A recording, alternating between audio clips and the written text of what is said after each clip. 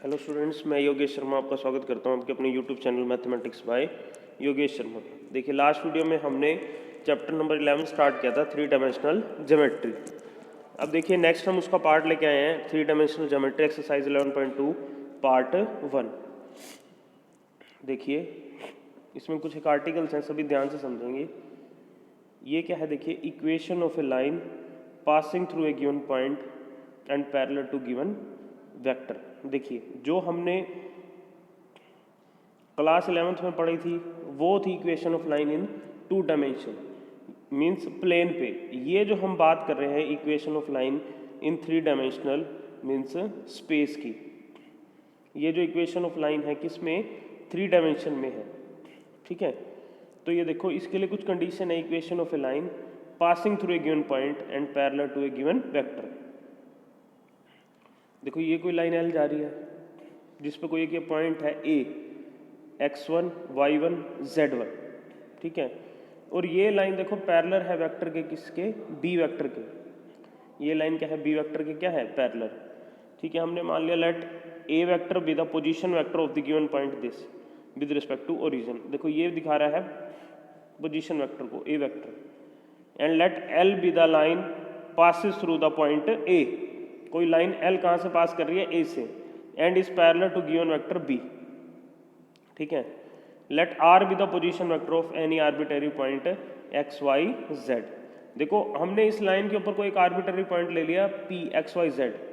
ठीक है, और इसका पोजीशन वेक्टर क्या है, आर है। ये देखिए, जो है ना 3 डायमेंशन बना हुआ है। देखो, ये एक्स एक्सिस है, ये वाई एक्सिस है, और ये क्या है, जेड एक्सिस मीन्स स्पेस। ये तीनों क्या है, एक दूसरे के परपेंडिकुलर। ठीक है, देखो, अब ये जो लाइन है, ये लाइन इसकी क्या है, पैरेलल है, तो मीन्स ये क्या होगा, इसके मल्टीपल होगा।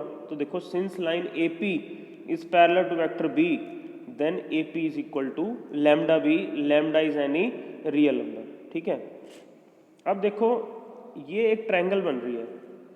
ये वेक्टर देखो इस डायरेक्शन में जा रहा है, ये ए पी इस डायरेक्शन में जा रही है, और ये आर वेक्टर क्या है, इसके अपोजिट है। तो यहाँ पे ट्रायंगल लॉ ऑफ वेक्टर लग जाएगा, means O A plus A P is equal to O P. O A plus A P is equal to O P. देखो, अब ओ ए किसको दिखा रहा है, ए वेक्टर को, और ए पी क्या है, लैम्डा बी वेक्टर, और ओ पी क्या है, आर।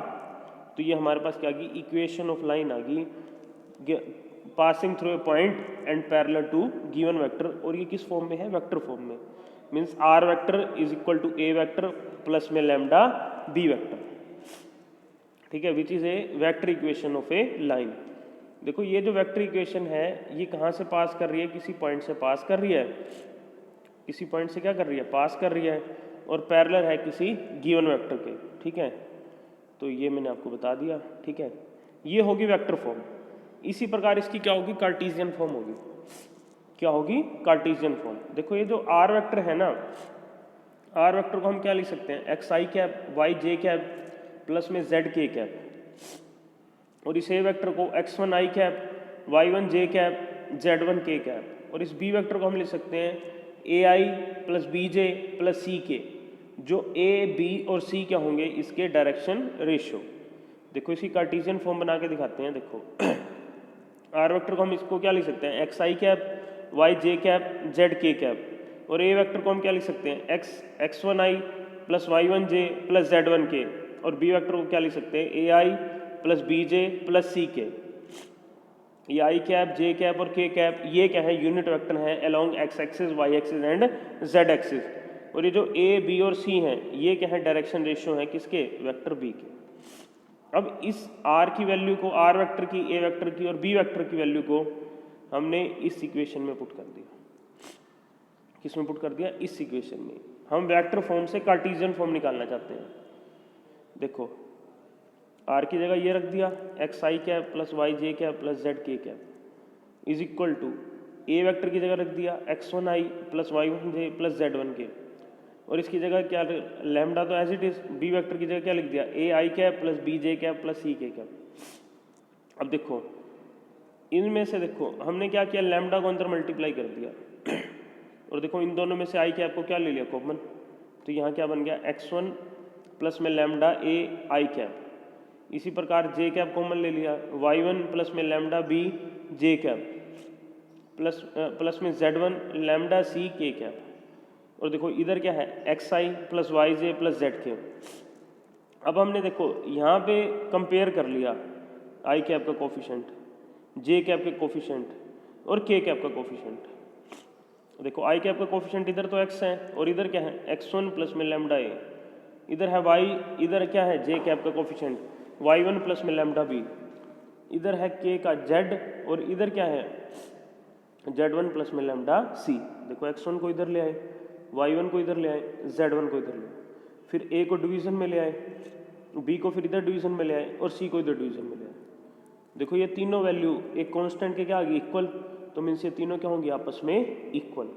और ये जो हमारी क्या आ जाएगी, ये आ जाएगी Cartesian equation of a line in space, equation of a line in space in cartesian form, जहाँ पे x1 y1 और z1 ये तो क्या है कोई पॉइंट है, और a b और c ये है direction ratio of A vector b। ठीक है, तो देखिए अब तक हमने जो पढ़ा, हमने ये पढ़ा equation of a line passing through a given point and parallel to a given vector.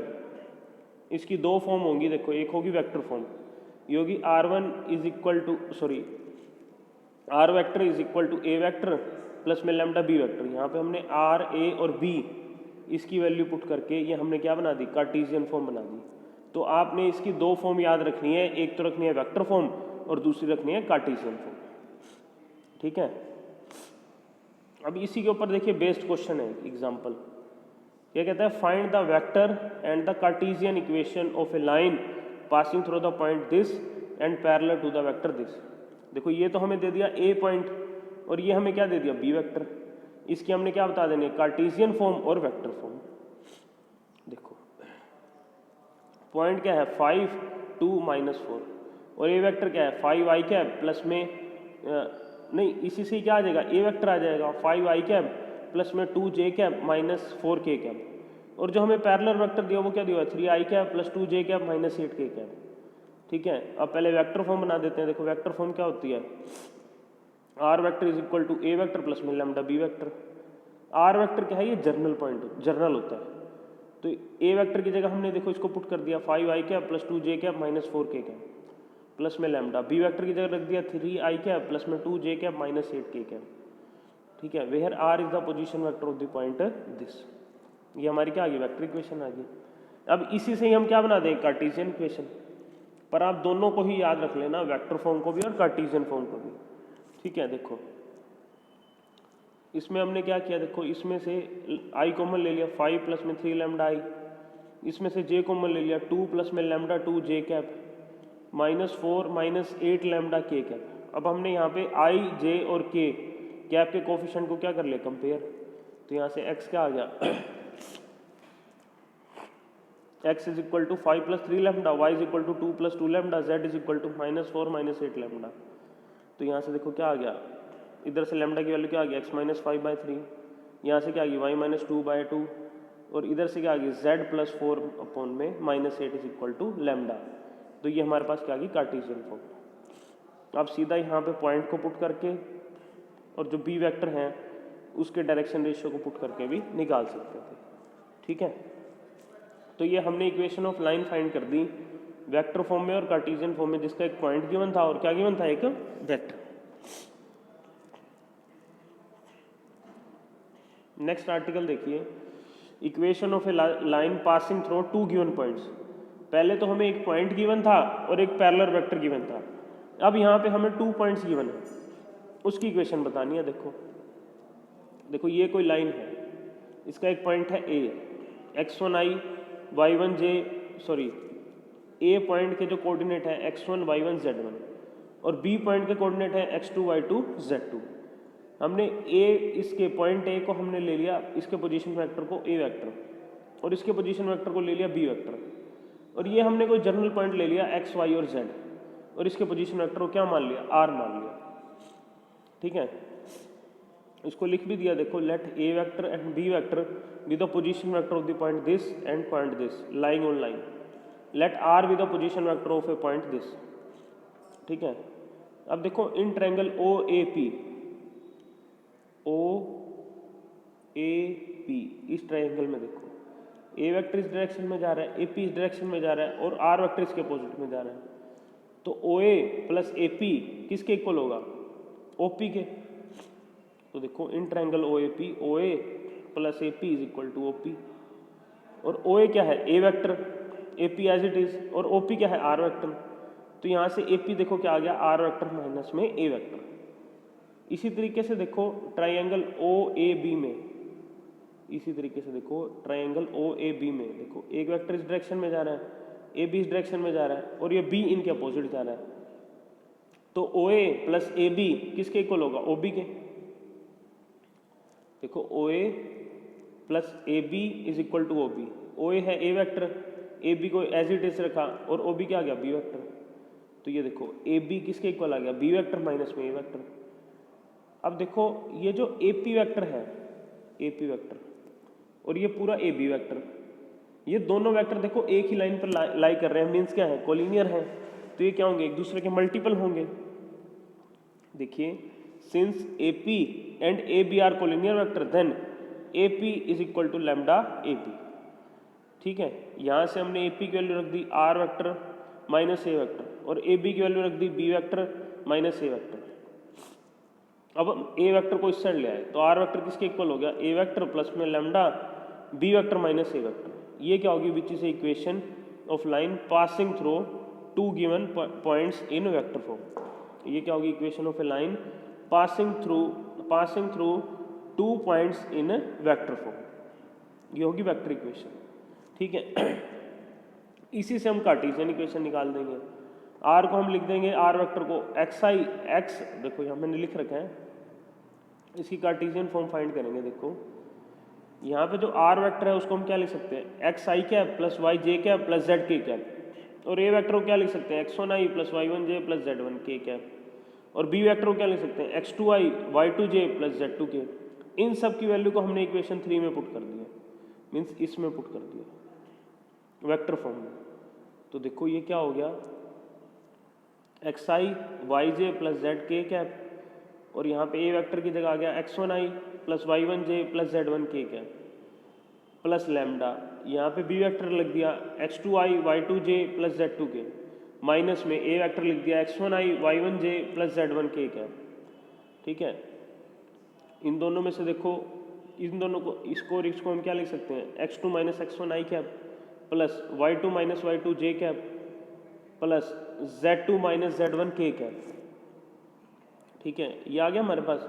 अब हमने इन दोनों में से देखो लैम्डा को आई को कॉमन ले लिया तो क्या आ गया? x1 प्लस में लैम्डा x2 माइनस x1 आई कैप। इसी प्रकार y1 plus lambda y2 minus y1 जे कैप प्लस z1 प्लस में लैम्डा z2 माइनस z1 के कैप। अब हमने देखो आई का कोफिशिएंट, जे का कोफिशिएंट और के का कोफिशिएंट कंपेयर कर लिया।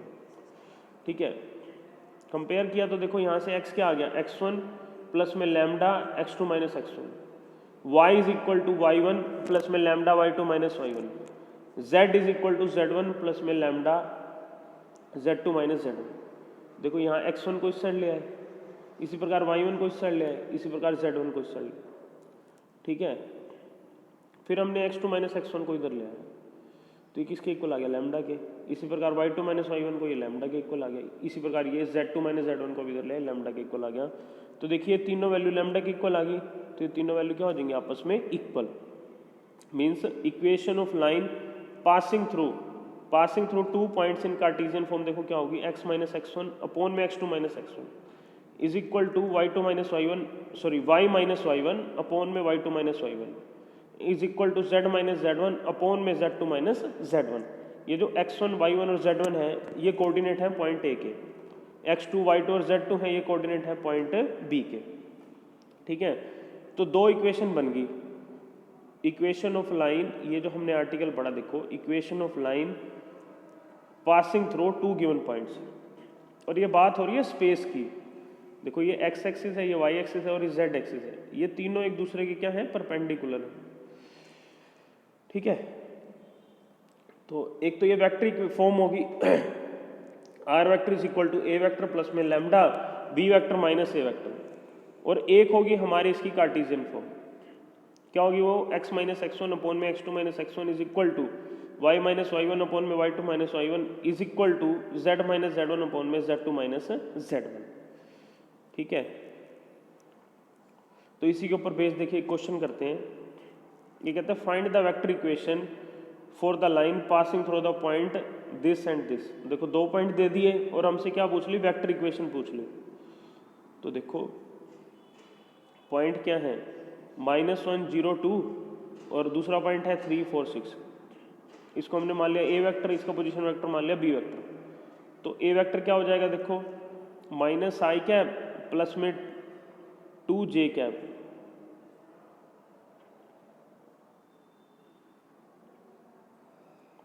सॉरी ये के कैप है भाई, क्योंकि यहाँ जे कैप क्या, जे का कोऑर्डिनेट क्या है 0।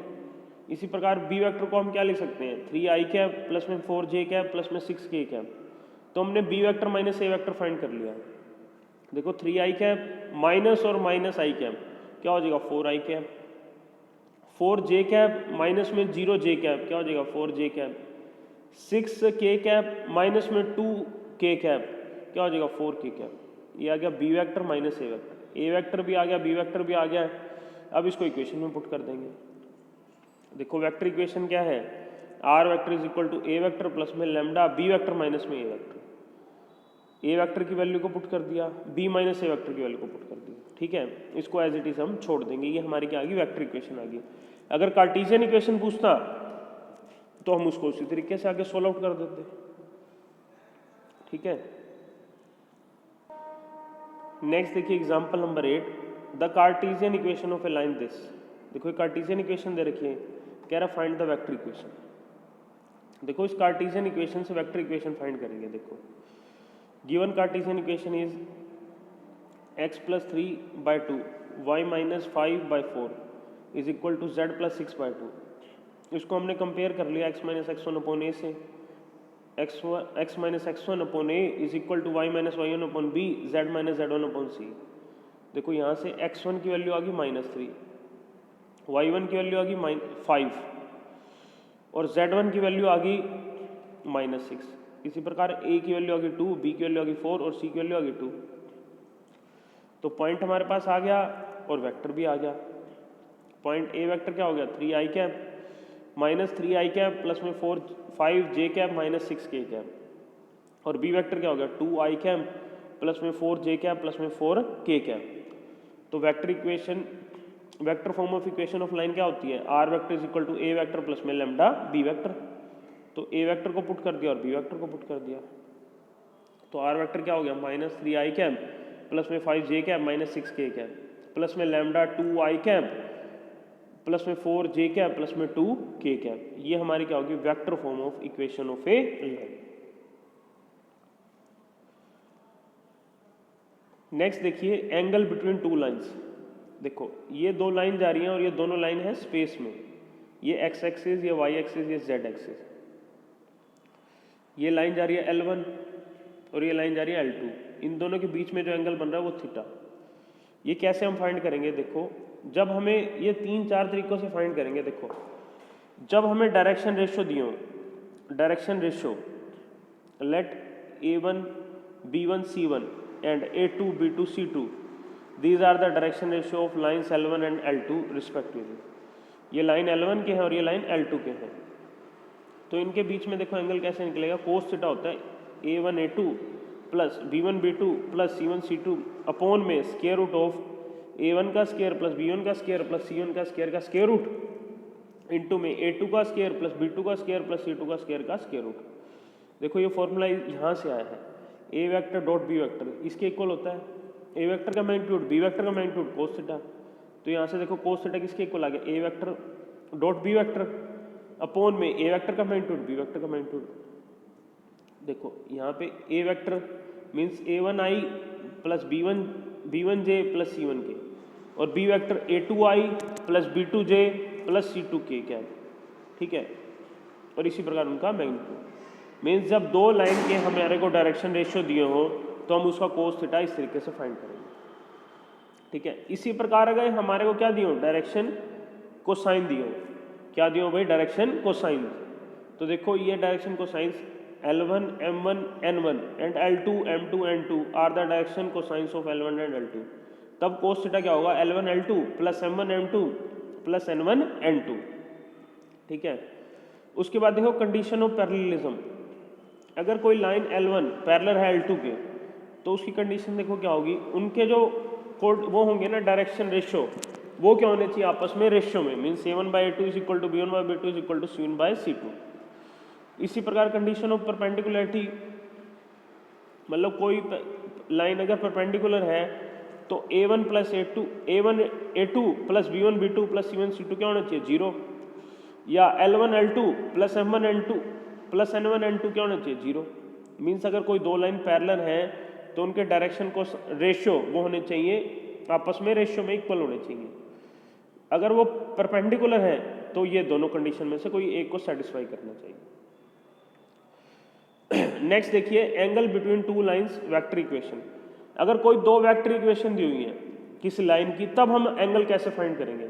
देखो कोई लाइन L1 है, इसका जो इक्वेशन बनी हुई है R vector is equal to A1 vector plus में लैम्डा B1 वेक्टर, और जो L2 है R vector is equal to A2 vector plus में यहाँ पे म्यू कर लेना, mu B vector B2 vector. देखो जो B1 वेक्टर है वो इस तरीके से और B2 वेक्टर इस तरीके से, तो इन दोनों के बीच में जो एंगल निकलेगा वो इस तरीके से निकलेगा, cos theta is equal to A1 A2 plus B1 B2 plus C1 C2 upon में स्क्वायर रूट ऑफ A1 का स्क्वायर प्लस B1 का स्क्वायर प्लस C1 का स्क्वायर इनटू में A2 का स्क्वायर प्लस B2 का स्क्वायर प्लस C2 का square root. देखो इसके बीच में देखो अगर ये हमें B वेक्टर दिया हो, देखो अब हम एंगल फाइंड कर रहे हैं जब हमें दो लाइंस की वेक्टर इक्वेशन दी हुई है, तो उसका कोस थीटा देखो हम कैसे फाइंड करेंगे, B1 vector dot B2 vector upon में B1 का मैग्नीट्यूड इनटू में B2 का मैग्नीट्यूड फिर पूरे का absolute value means positive value. ठीक है, तो देखो यहाँ पे हमने जो कंडीशन पढ़ी वो क्या क्या पढ़ी,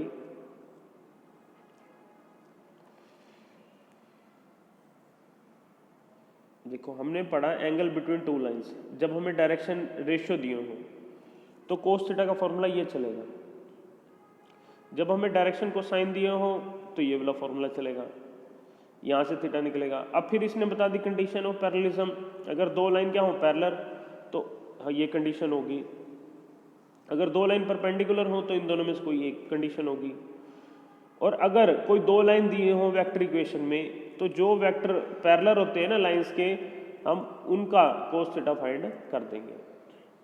ठीक है, अब देखिए इसके ऊपर बेस्ड एग्जांपल है, कहता है find the angle between pair of lines. देखो ये कौन सी फॉर्म दी हुई है, R vector is equal to A vector plus में लैम्डा B वेक्टर। तो यहाँ देखो A1 वेक्टर ये है, B1 वेक्टर ये है, A2 वेक्टर ये है, B2 वेक्टर ये है। अब जब हमने एंगल फाइंड करना होता है तो हम क्या लेते हैं, B1 और B2 को लेते हैं। तो देखिए ये दिया हुआ है और हमें पता है जब इस तरीके से हमें दिया हो तो हम क्या ले लेंगे, B1 वेक्टर और B2 vector, B1 vector dot B2 vector upon में B1 का मैग्नीट्यूड B2 का मैग्नीट्यूड। देखो B1 क्या है, i cap plus 2j cap plus 2k cap dot B2 vector है 3i cap plus 2j cap plus में 6k cap. B1 का magnitude क्या होगा, देखो स्क्वायर रूट ऑफ 1 का स्क्वायर प्लस 2 का स्क्वायर प्लस 2 का स्क्वायर। B2 का मैग्नीट्यूड स्क्वायर रूट ऑफ 3 का स्क्वायर प्लस 2 का स्क्वायर प्लस 6 का स्क्वायर। देखो आई कैप को 3i कैप से करोगे देखो 3 आ जाएगा, 2j कैप को 2j कैप से करोगे देखो j डॉट j 1 होता है, i डॉट i 1 होता है, k डॉट k 1 होता है। 2 इंटू में 2 4, 2k cap plus 6k cap, ये क्या हो जाएगा, k cap dot k cap हो जाएगा 1, 2 इंटू में 6 हो जाएगा 12, ये क्या आ जाएगा √9 और ये क्या आ जाएगा √49। इनको ऐड किया तो हमारे पास आ गया 19 और ये क्या आ गया 3, √9 क्या आ गया 3 और √49 क्या आ गया 7। तो ये वैल्यू हमारी क्या आ गई 19/21, किसके इक्वल आ गई, कोस थीटा के, और थीटा क्या आ जाएगा हमारे पास, कोस इनवर्स 19/21। इसको एज इट इज छोड़ देंगे, कोई प्रॉब्लम नहीं है। अब देखिए ये हमारे को दी हुई है, find the angle between pair of lines. दो लाइंस दे रखी है, तो देखो यहाँ पे हमने कंपेयर किया, देखो ये क्या होता है, डायरेक्शन रेशियो होते हैं। तो ये हमारे पास आ गए डायरेक्शन रेशियो, फर्स्ट लाइन क्या आ गए 3, 5, 4, और लाइन 2 के डायरेक्शन रेशियो क्या आ गए 1, 1, 2। अब हमें 2 लाइन के क्या मिल गए डायरेक्शन रेशियो। तो हम कोस थीटा कैसे फाइंड करते हैं, ये फॉर्मूला लगाते हैं a1 a2 plus b1 b2 plus c1 c2 upon में इनका स्क्वायर रूट प्लस में स्क्वायर करके ऐड करना फिर स्क्वायर रूट। तो यहाँ पे a1 a2 b1 b2 c1 c2 सबकी वैल्यू को पुट कर दिया, पुट करके सोल्व कर दिया। सोल्व करने के बाद हमारे पास ये आ गया, ये किसके इक्वल आ गया कोस थीटा के, और थीटा क्या आ गया कोस इनवर्स 8 अपॉन में 5√3। ठीक है, इसके ऊपर देखो 1-2 टॉपिक और इसके रह गए। कोई 3 टाइप की लाइंस होती है, उनके बीच में एंगल कैसे फाइंड करते हैं, वो टॉपिक रह गए। तब तक आप इसके ऊपर बेस जो क्वेश्चन है जो मैंने आपको बता दिया, इसके ऊपर बेस जो क्वेश्चन है एक्सरसाइज 11.2 के आप ट्राई कर सकते हैं। और जो कोई भी प्रॉब्लम है आप स्कूल में आके पूछ सकते हो, कोई दिक्कत नहीं।